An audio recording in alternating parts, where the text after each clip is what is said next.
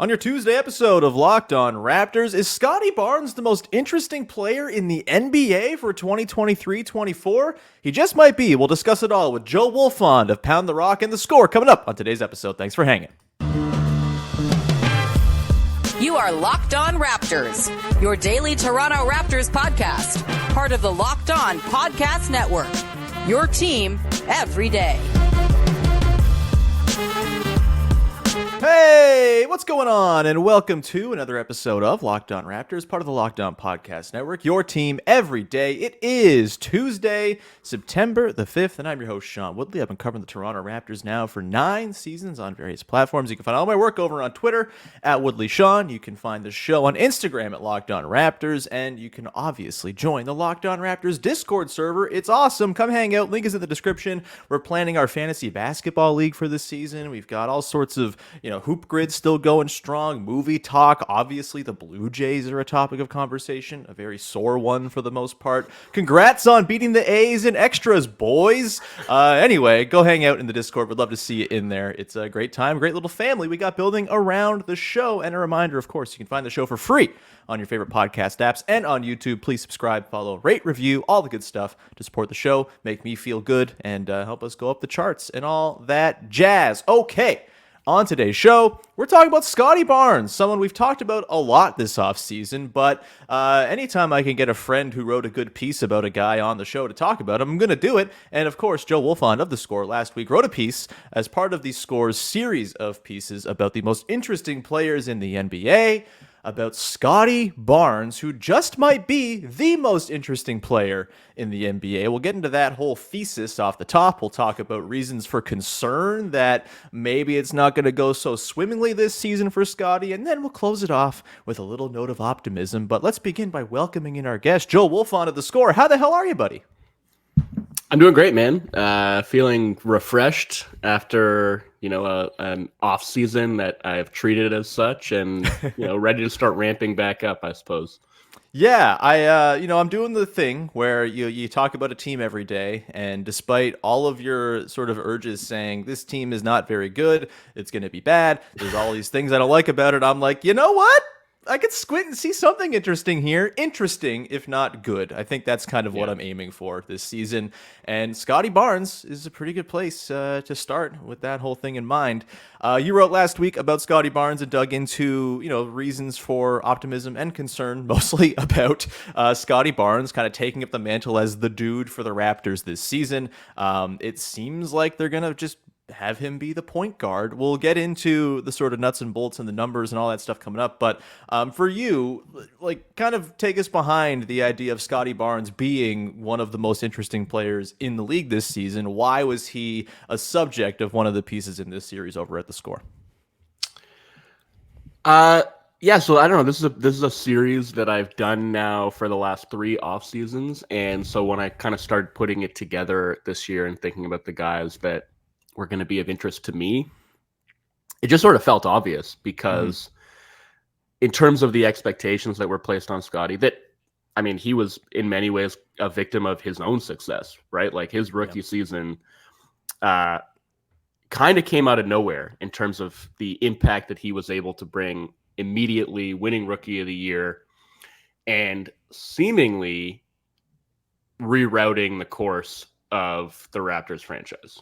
Giving them a foundational building block and somebody that was going to be there, for maybe a decade or more at the center of whatever they were going to try and build. And I think, a lot of the shine came off last season for various reasons. And I think those reasons, look, I'm not going to absolve Scottie. There was a lot going on with him. There was, there were reports of him, not necessarily putting in the requisite work last offseason. There were a lot of times when he seemed disengaged and sulky. There was, by pretty much every account, a lot of friction between him and the veteran faction of the team. Mm-hmm. And look, that's on him. But I think a lot of it also comes down to the Raptors roster construction. And I don't think that improved this offseason. You don't say. It's funny, actually. Part of what got me thinking about this was a conversation I had with you on the night that Fred walked, when you were you were still kind of trying to do your reasonablest shit, and I just like wasn't having it. I was That like, got beaten out of me pretty quick, mostly by you, I think. I was trying to talk you onto the ledge. Some people try to get talked off the ledge. You had to be talked onto it, and something you said in the course of that conversation was like, well, one way or another, it's all going to hinge on Scottie. And I was like, okay, well, if it's all going to hinge on Scottie, then why is the roster around him not constructed in a way that reflects that? And that got me thinking about, like, I mean, I don't know where the front office actually is on Scottie, but everything they've done and said seems to indicate that they believe he is the future. And I guess you could say them kind of leaving Pascal flapping in the breeze is reflective of that too. Like, they don't know what to do with Pascal because I guess, deep down they recognize that that's not going to be a viable long-term fit. And so I guess they are seeing fit to at least entertain trade offers, although, they've seemingly shut them down to this point and like still aren't making any progress toward an extension. I kind of think it's appalling the way that they've gone about dealing with the Siakam situation. Real bad. I hate it. Every second of it has been bad. I don't like it. And I mean, the Fred thing is like, I don't know what to do with that because obviously they would have wanted to bring him back. They just didn't want to pay him, more than $40 million a year, which I think is fine and justifiable. Yeah. But I think they're a little bit stuck and a little bit stumped as well in terms of trying to figure out where Scottie fits into all this, what the roster around him should look like, how they get from point A to point B. And that makes this season super interesting for him, from my perspective, just because, I mean, look, we've seen guys kind of have sophomore slumps before, and development is not linear. You can look at Jason Tatum, right, who had this pretty disappointing second season and then pretty quickly got back on track and got on that ascendant Star Trek in year 3. And I think year 3 is really when a lot of these guys do take that big leap. And I think if Scottie in year 3 looks pretty much the way that he looked in year 2, we're going to be having a very different conversation about the Raptors' future and where this is all going. But if he does take that leap, then I think that changes a lot in terms of like, okay, look, we can afford to be middling or even bad for the next little while, but we're building toward this future where Scottie is the centerpiece and the pieces around him are kind of specifically put in place to amplify his strengths and maybe mask his weaknesses a little bit.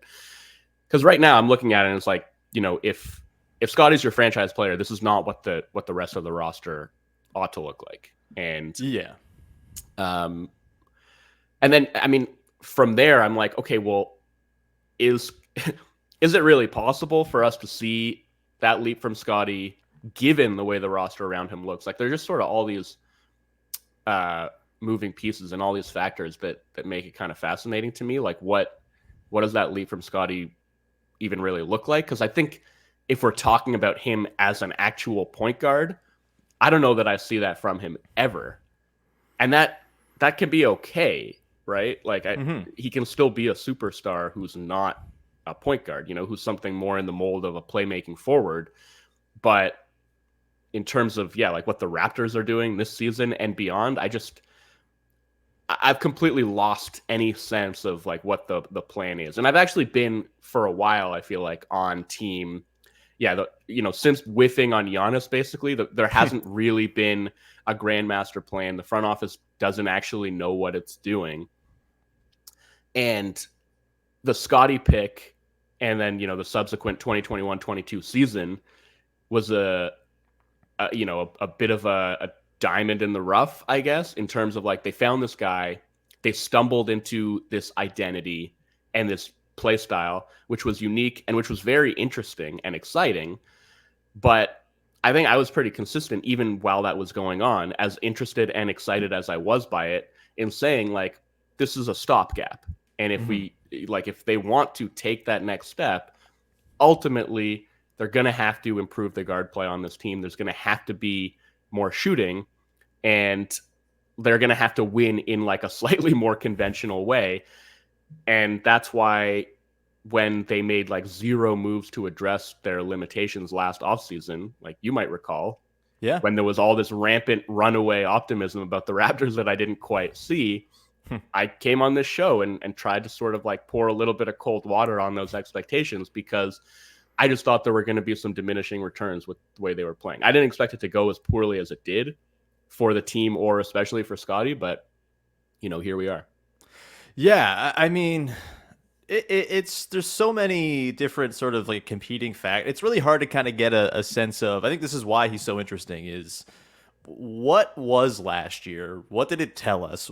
How do you divide between like, his own personal skills diminishing or dropping off or plateauing versus the team context not being conducive to his success? Obviously, coming into this season, the team is not built in a way, I think, that's going to maximize his success either. And so we might not even get answers to what went wrong last year, at least not clear ones. There's a whole lot going on to make him one of the most interesting players in the league. We're going to come back on the other side. We're going to dig into reasons for concern that this whole Scottie era might not go the way the powers that be might be hoping that it can go. Because boy, if Scottie Barnes just like does the thing and takes the leap, a lot of the last 18 months is kind of forgiven, right? Like, yes, you can quibble with the process behind a couple of the moves, the Jakob trade. We'll get into that, I'm sure, and the fit and the weirdness will, that's all there as things that have maybe not gone super well. But if Scottie just goes out and is a star, then I think a lot of those things kind of go away. Again, adding to the intrigue with this coming season. We'll get into causes for concern coming up in just 1 second. Before we do that, however, got to tell you about our friends over at Bird Dogs, who make the most comfortable clothes, shorts, hats, pants, whatever it is that you're ever going to wear. Bird Dogs have stretch khaki shorts and they're designed to fit slimmer through the thigh and leg, giving you a truly sculpted look. They also have all sorts of different shorts. They got Oxfords, they got gym shorts, they got a whole lineup for you. They basically do the same thing you're going to get with like a Lululemon, but way better and for less money. So go and check out your Bird Dogs right now. They fit wonderfully. My dad has a pair of them. I gave him one of the pairs Bird Dogs sent me, and they're his favorite shorts. My wife wears the Bird Dogs hat that came in. It doesn't quite fit my enormous dome, but she wears it when she goes paddleboarding and does water sports. It's wonderful for that. It dries quick. And I have the shorts. I have the hiking pants. They are outstanding. They're the most comfortable things you're ever going to wear. And they're also the future of underwear in that they have underwear baked into the pants, and so you don't gotta wear extra layers of stuff. It's like 45 degrees with humidity in southern Ontario this week. I'll be wearing my Bird Dogs when I'm walking around town for the very sparing amount that I'm going to be outside, because people shouldn't be outside in this crap. Either way, go to birddogs.com/LockedOnNBA and enter the promo code LockedOnNBA at checkout for a free Bird Dogs water bottle with your order. That's birddogs.com/LockedOnNBA for a free water bottle at checkout. You won't want to take your Bird Dogs off, we promise you. All right, we continue on here. Joe Wolfond of The Score along as we dig into a pretty pivotal season for Scottie Barnes and the Toronto Raptors by extension. We'll get into reasons for optimism at the end of the show. We'll close it off on a positive note, but you dug into a lot of the numbers. There was drop-off basically everywhere offensively for Scottie Barnes last season. I think the one area you could say he kind of made tangible improvements was as like a short roll playmaker. And then, of course, that was nixed when they went and traded for Jakob, the short roll playmaker on the team now, who you kind of have to have in the middle of the floor spacing-wise. And so we're kind of back figuring out, all right, where's Scottie Barnes going to get his bread buttered and all that stuff. His shooting fell off from just about, I think, actually every area of the floor per Basketball Reference. He had a tangible drop off, a couple percent, at the rim, more percents further away from the basket as you go, 28% from three. Just not a very efficient season whatsoever for Scottie Barnes. Joe, what maybe makes you concerned about the way this team is set up, about what's to come here, that we might see a repeat of that inefficient version of Scottie Barnes, and sort of what skill sets in particular does he have in his bag or not have in his bag that give you the most concern about him kind of making that step this season in year three? Yeah, I mean, I think it's like the ability to get himself to where he wants or where he needs to go in the half court, right? Mm-hmm. Like, the block that I have when I try to envision point Scottie and what that's going to look like is, okay, you're facing a set defense. There's not a ton of space on the court. And this is what we've seen like throughout his first couple seasons, right? Like we have, I think, seen the breadth of his passing ability mostly in transition. Yes. And that is because in a half court, it's like if you can't maneuver yourself to certain spots on the floor, then you're sort of limited in terms of the kind of passes that you're actually able to throw. And it's also like if you're not able to break a defense down off of the bounce, well, then again, like the passing windows aren't necessarily going to be there in the way that they are when you're facing a defense that's a little bit more scrambled. So in order to access what I think is right now his best skill, and truly, I think he's the best pure passer on the Raptors at this moment. Mm-hmm. But that doesn't make him a point guard, right? So no. If we're talking about him actually running a half-court offense, it's, okay, you need to see him tighten up that handle. You need to see him develop a workable pull-up jump shot. You know, you need to see an ability to like beat unders, whether that's with jumpers or with drives. And it's just a lot of things that we've seen very little of to this point in time. And I'm not saying he can't get there eventually. I'm a little bit skeptical that he can, but maybe he can. I just like to see it this season would require huge skill development in a very short amount of time. And like complicating all of that is the fact that there's just not going to be a lot of space on the floor. Like the Raptors were, let me pull this up here. Last season, okay, 28th in 3-point percentage, 25th in 3-point attempt rate. And then they lose the guy who was by far their highest volume 3-point shooter.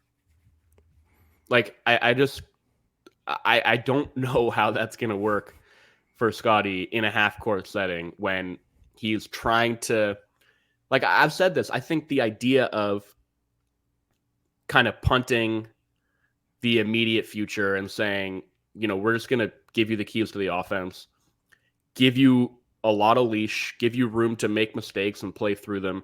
I think that's a perfectly fine idea. Sure.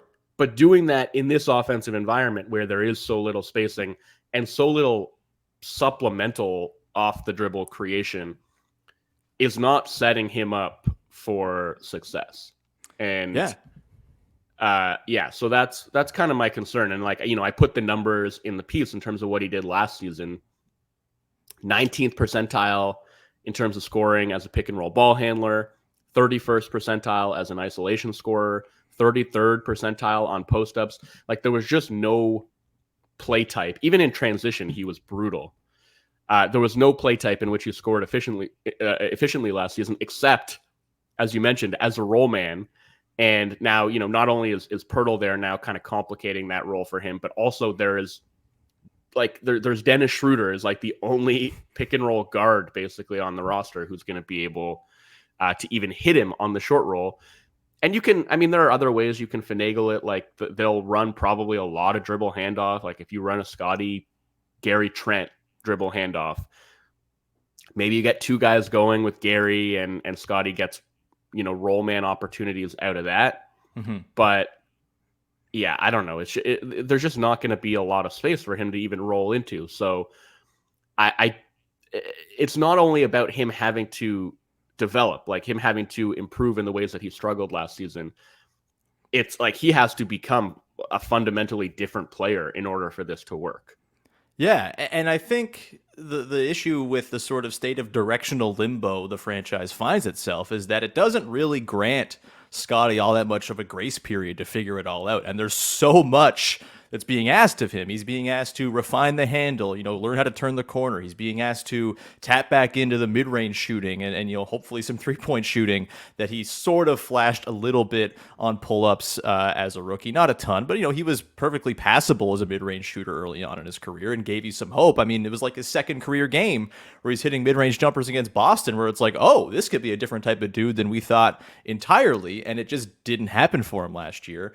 And that's complicated by the lack of space. It's all going to be more difficult. And then there's going to be this sort of ticking clock of, oh, Pascal's a free agent. No, G's a free agent. And how do they figure this out in the next year and kind of set things up for the Scottie era?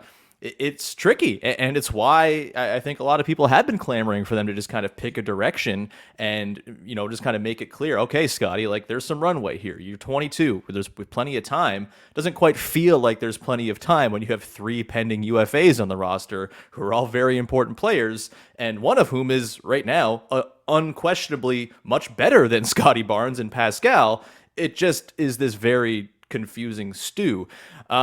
Let's quickly hit on, the way he fits with Pascal Siakam and Jakob Poeltl, right? Like this is, I think, the key question, the key issue, the thing that the Jakob Poeltl trade, this sort of complication that the Yak trade introduced. And look, I will say it again, like the Yak trade, value-wise, perfectly fine. I don't care about the first-round pick, really. And you got off the Kem Birch money. That was like a kind of underrated good part of that. Maybe you shouldn't have signed Kem Birch for 3 years to begin with, but that's a story for another day.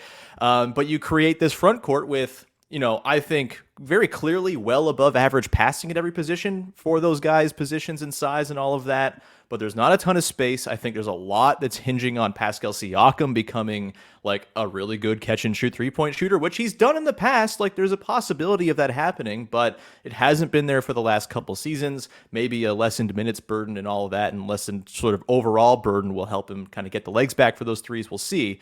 But, it's kind of you have to look at the numbers a little bit with a grain of salt too. Last year, the starting 5, Fred, OG, Scottie Barnes, Pascal, and Jakob Poeltl, plus 11.6 positive differential per cleaning the glass, 97th percentile. That's really good. The offense, 120.3 offensive rating. The defense, 108.7, 95th percentile on defense. That lineup kicked ass. It was really good. But you lose Fred VanVleet, the threat of his pull-up shooting, his catch and shoot, his 9 threes attempted per game for a team that was already, as you mentioned, very low down the charts of three-point volume. You replace him with Dennis Schroeder, who, unless he's in FIBA, is not much of a three-point shooter and has typically been successful more so in lineups with lots of other shooting and ball handling and not necessarily as the lone traditional ball handler. And then you look at the Gary Trent Jr., OG, Barnes, Siakam, Poeltl lineup, which you figure is going to be the starting lineup or, has a shot to be. We'll see what they do with Schroeder. In 129 possessions, small sample, yes, but a minus 6.2 differential. The offense was 100.8, 6th percentile per cleaning the glass. Not good.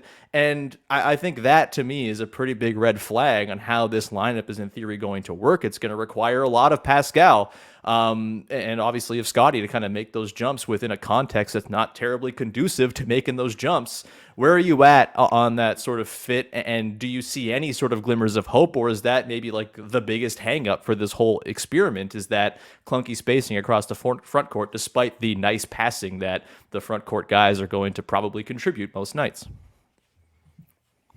Yeah, I think that the offense is going to be pretty nasty. And you throw out some of the numbers, right? Like when I was going through this, I was like, okay, like if you're thinking about Poeltl, Siakam, Barnes is like a front court trio. Or maybe you're not calling it a front court trio because Scottie is your point guard, so it's just a trio. But yeah, like enough passing and specifically interior passing, I think, between those 3 guys, and like theoretically at least touch around the basket, which is something that definitely Siakam and Poeltl have and Scottie seemed to have as a rookie. And I think that like I think that touch will come back, even though it abandoned him for long points last season. Maybe there's enough there to make that viable offensively. I actually think that it is viable offensively, but it requires like a certain kind of infrastructure around it. Yeah. In order to be viable, right? And I don't think the Raptors have that.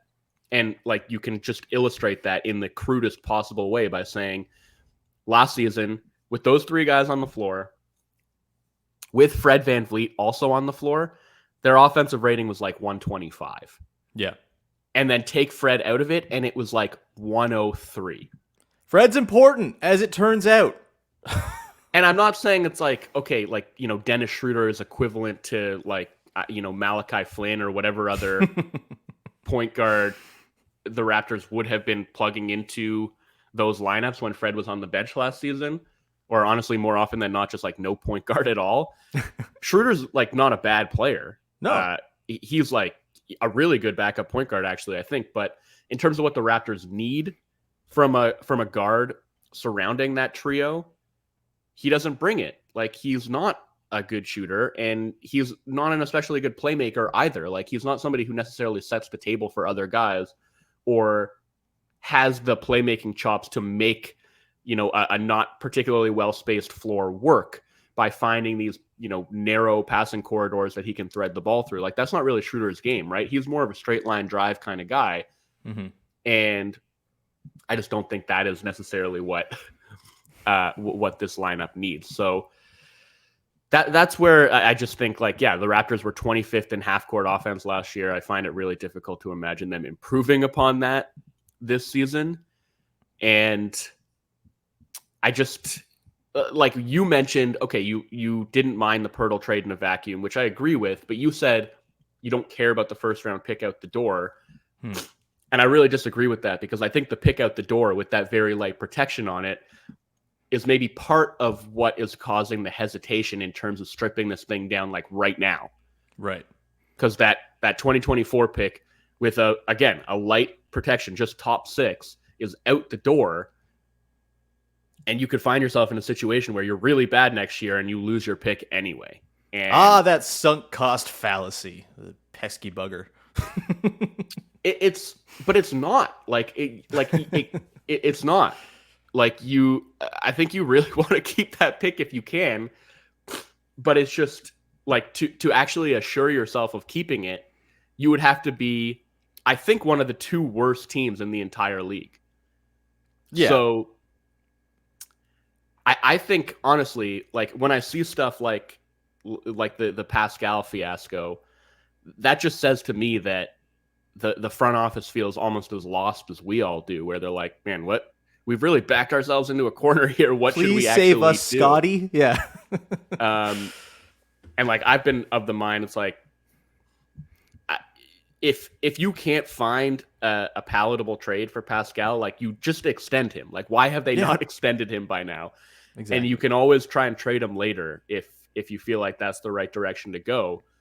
But again, that's why this season to me is so interesting for Scottie, because it's okay, again, if Scottie doesn't show that growth that you're hoping to see from him, you probably want to keep Pascal around, right?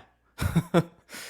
And I don't know. I mean, I don't know where he's at, or if all of this, the trade talk and the lack of an extension, is alienating him.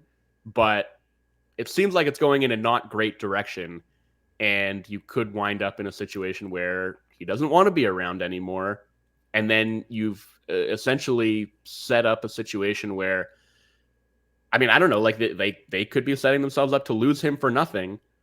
And have not a whole lot left if Scottie Barnes isn't the guy that they think he's going to be. So you paint a grim picture, man. It's on the table. I mean, I suppose the one sort of thing with Pascal and the extension stuff is maybe he just is holding out to try to push for All NBA with the games restriction and all that stuff, and maybe he sees a pathway there. He's done it twice already, but that. I don't know.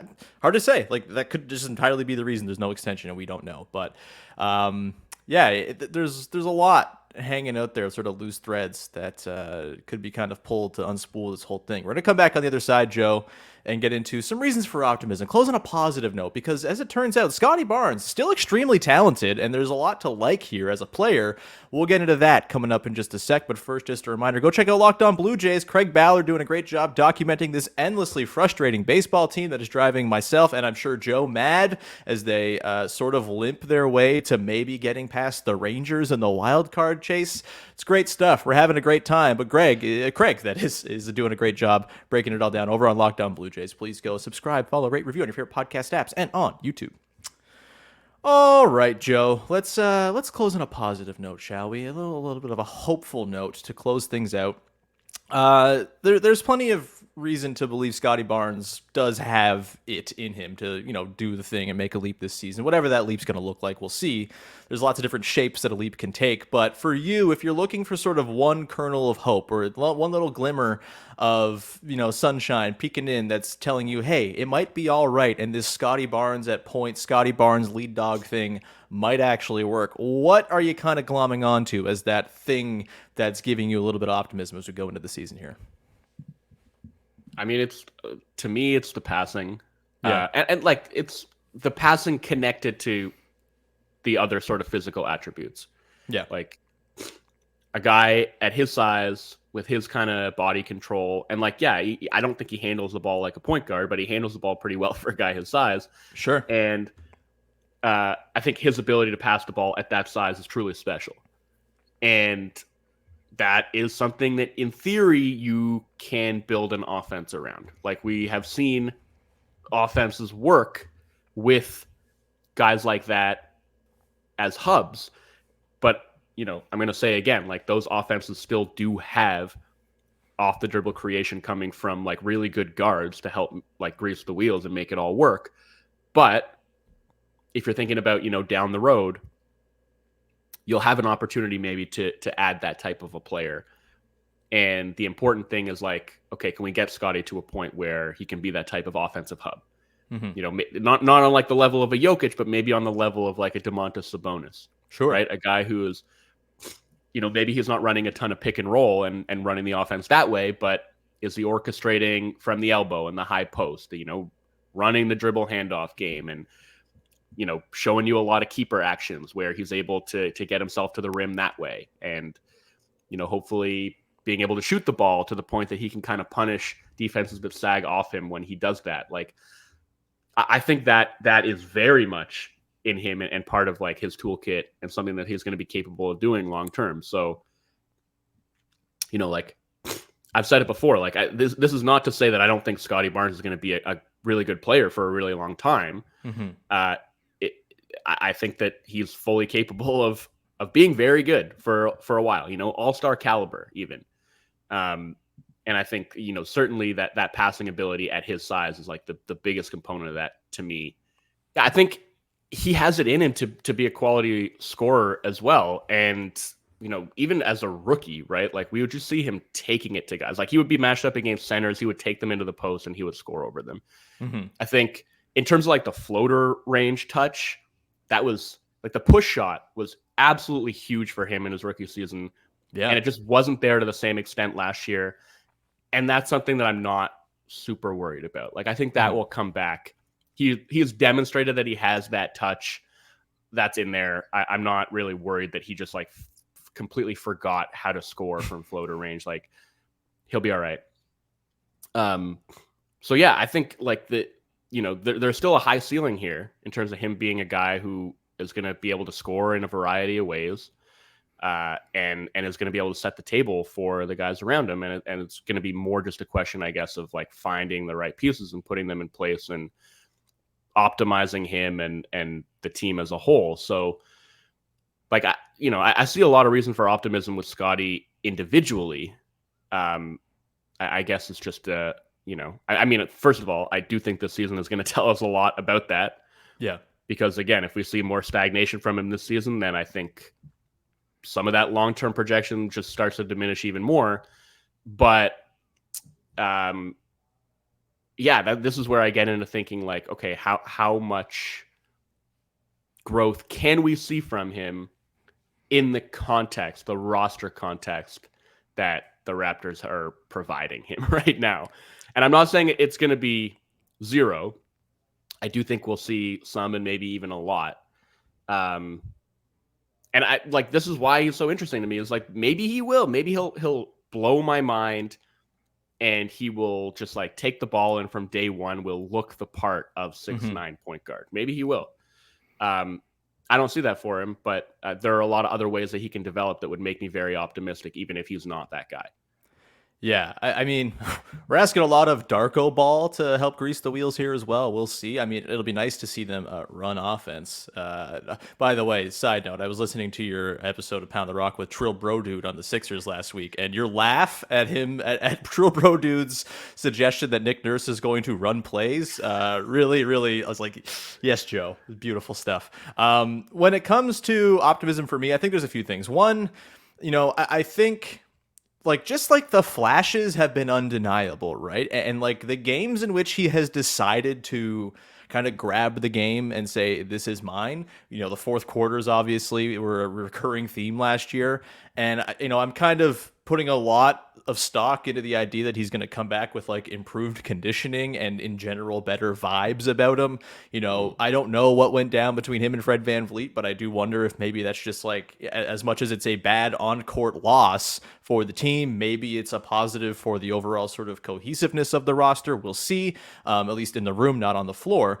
And I think just like, when he did have those games where he just decided, like, the spacing didn't matter. Like, a lot of this stuff just kind of became irrelevant because the talent was so undeniable, and he's capable of reaching such peaks that, maybe he can tap into that more often. Maybe he can do that for 24 minutes a night as opposed to 9 minutes a night or whatever, and that changes a lot. I also think I'm pretty bullish on the idea of Pascal kind of tapping back into a catch and shoot 3-point effectiveness that he hasn't been able to tap into for a few years, just because he's been so heliocentric on this team for long stretches, and he's not really been asked to be a catch and shoot guy. I mean, his corner numbers last year were good. He had those super bizarre home road splits where he shot like 45% at home or whatever it was. There have been flashes of that shooting upside for Pascal, and I think if Pascal's banging in 37% of his threes and is actually like a notable threat that teams got to worry about, not just as a catch and shoot guy, but as someone who can make something happen as a secondary creator, I think that can open up things a little bit here for Scottie, even though I have my own misgivings about like what a Scottie Yak pick and roll is going to look like. I feel like that's going to be pretty easy to guard. If I'm being totally honest, I think you're going to be able to switch that if you're another team. And I don't know how many lumbering, slow bigs are out there who aren't going to be able to stay in front of Scottie Barnes if he's the ball handler we've seen him to be in the first couple of years of his career. We'll see. There's a lot of different things here, but I think he's typically operated pretty well when he's got like space to chew up and then get his head of steam going. We've seen that in the short roll. We've seen that when they were kind of sagging off him so much last season. You think about him scoring over Brook Lopez and Miles Turner and on down the line, those games where he really kind of found his sort of ability to do that. That's there, but will there be enough spots within games where he can tap into that? We'll see. I'm with you. I think the touch around the rim and the short mid-range stuff is going to come back. We'll see about the long mid-range. I don't expect he's going to walk in and be a pull-up shooting threat either from the mid-range or from 3-point range this season. I think that's asking too much. But like the talent, we've seen it in flashes and spurts. It's pretty undeniable. One last thing I want to hit on is the defense. We have talked mostly through the lens of offense this year, and I do think that's kind of the important thing here with Scottie, because he's going to be asked to run a lot of the offense, and the offense figures to be pretty gummy. But defensively, I think this team's chance of being relevant this year is that they are just an excellent elite upper crust defense, and Scottie Barnes obviously has a big role to play in that as well. Will he be asked to guard the point guard on the opposing team? Could that go pretty poorly? It has in the past. But I'm kind of bullish on Scottie's defense as well. I think we did see some strides last season, mostly as like an off-ball rim protector type of thing, not so much as an on-ball guy. But I've always maintained, I think his mistakes on defense as an on-ball perimeter defender have mostly been errors of commission and just like not trusting his own length and size and wits enough, and just kind of thinking, I have to hug this player in order to keep him in front of me, and it's not worked so well. I wonder if maybe a sort of a scaled back approach on defense, a different defensive scheme instituted by Darko Rajakovic, does that help Scottie Barnes kind of become the enormous, lengthy, nasty defender we all kind of assumed he was going to be coming out of college as well? Where are you at on the defense? I'm actually pretty bullish that he's going to end up a pretty well above average defensive player, but what about you? He should, right? Yeah. No, I actually thought his team defense came a long way last season. Mm-hmm. And the stuff you mentioned in terms of like the backline help and being a secondary rim protector, like that's the stuff where I really did see improvement. I'm 100% with you in terms of the defense at the point of attack. Like, I know we're not alone, right? It was just a constant source of frustration. Watching him, I didn't even think that he should have been guarding the point of attack as often as he was last season, but if he was going to be, it's like, yeah, like you're huge, man. Like you can play these ball handlers with the gap and you're still going to be able to disrupt their shot. Like you can just put yourself in better position to kind of contain dribble penetration, but he's just pressing all the way up on them, like intent on playing chest to chest defense, and then just gets blown by because, as sort of agile as he is for a guy who's 6'9", he's still 6'9", right? Like he's not going to be able to turn his hips and stay square with somebody who's like, 9 inches shorter than him and probably a lot quicker when it comes to changing direction. And I never got that. I never got why that wasn't ironed out with Nick Nurse. I never really was able to figure out whether that was something that Scottie was doing, just sort of like going rogue, and that was the way that he wanted to play on-ball defense, or that was something that the coaching staff was asking him to do. But yeah, I just think like allowing a little bit more of a buffer, giving yourself more margin for error when you're defending on the ball, just refining his technique and his footwork altogether, I think could go a long way. But I think also just maybe not putting him in those situations as often could go a long way, because I do think the area where we saw the most improvement from him last year was as an off-ball defender, because he was pretty lost in the sauce off-ball as a rookie, I thought. Yeah. Just like spacey, wandering, roving way too much, losing track of his guy, getting back cut, blowing help assignments. And I think we saw way, way less of that last season, especially kind of later in the year. And so if we are going to see him like hit this high level as a defender, I think that the help defense is probably going to be his calling card and not necessarily like his on-ball defense against opposing point guards. Yeah, it's going to be fascinating, man. This is not going to be the last time we talk about the fascinating season on tap for Scottie Barnes. I can promise you that. But it was lovely having you on the show, Joe, to get your thoughts, and looking forward to having you back throughout the season. As always, anything you want to promote for the good people out there before we wrap up here? Yeah, I mean, you can read that piece that I wrote about Scottie on the Score app. It's part of a series. There were 6 pieces in total where I ran through the players that I thought were going to be the most interesting to watch this year for one reason or another. And you can read all my stuff at the Score. You can follow me on, are we still calling it Twitter? I don't know. I am, because I'm not going to start calling it X. That's dumb. Yeah. I honestly, I'll start tweeting more like once the season actually gets underway. But during off season, I tend to just not really use it very often, but I'll still tweet out most of my work there at Joey_W. And you can listen to Pound the Rock, the Score's weekly NBA podcast with me and Joe Cacharo, and sometimes some entertaining guests. So that's all I got. Hell yeah. Pound the Rock, the best there is in the game. I say this all the time when you're on the show. I'm not just pandering to you. I don't say this to everybody. Your show rocks, and I love listening to it. Thanks, bro. And I'm excited for Cash to get back from gallivanting out in Europe like a happy, recently engaged man and start podcasting about the NBA again, damn it. We will leave it there. We'll be back again tomorrow. A fun little episode. We're going to do a crossover with myself and Nick Angstad of Locked On Mavs, a.k.a. Locked On Slovenia, to recap the Canada-Slovenia game tomorrow morning at the World Cup. So you have that to look forward to. Probably early afternoon drop time. We might go live. I got a plan with Nick, but either way, that's going to be a fun reaction to Canada-Slovenia. And then later this week, I got more ranking every Raptor to drop. I'm probably going to try to get 2 episodes out this week, or 2 videos. We'll see. It's way too labor intensive. I should not have signed myself up for this task, but I will get it done. I promise you, before the season starts, and we'll get rolling on a few more videos this week. So you have that to look forward to. In the meantime, please subscribe, follow, rate, review, join the Discord. Link is in the description as always. Shows on Instagram, we're on Twitter, etc., etc. We'll talk to you again on Wednesday with another episode of Locked On Raptors. Thanks for hanging. Bye-bye.